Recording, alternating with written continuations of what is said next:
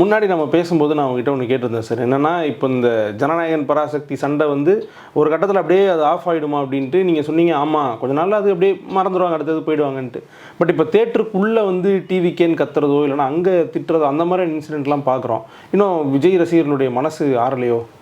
ஆமாம், அது இருக்கும்ல. இப்போ ஜனநாயகன் வரலை, ஏன்னா எல்லாருமே எதிர்பார்த்து காத்துட்டு இருந்த ஒரு படம் அது.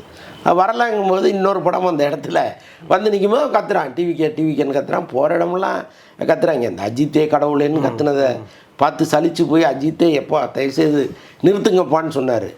இப்போ எங்கே போனாலும் டிவிக்கேன்னு கத்துறான். இந்த குட்டி குட்டி பசங்க தான் கத்துறாங்க. டிவிக்கேன்னா என்னன்னு தெரியாது, கட்சின்னு தெரியாது. 4வது படிக்கிறது 5வது படிக்கிறதெல்லாம் டிவிக்கேன்னு கத்துது. ஸோ அதை வந்து ஒரு ஜாலியாக பண்ணுறாங்க, அவ்வளோதான். ஓகே. ஆனால் இது கோவமாக இதுக்கப்புறம் இன்னும் கொஞ்ச நாள் மேபி ஜனநாயகன் ரிலீஸ்க்கு அப்புறம் இது கொஞ்சம் குறைஞ்சிருமா சார்? இல்லை அதுக்கப்புறம் தொடர வாய்ப்பு இருக்கா?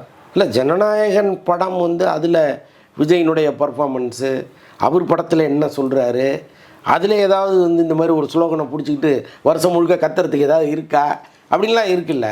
இந்த படம் வந்த பிறகு அது இன்னும் கூட ஜாஸ்தியாக வரதுக்கு வாய்ப்பு இருக்குது.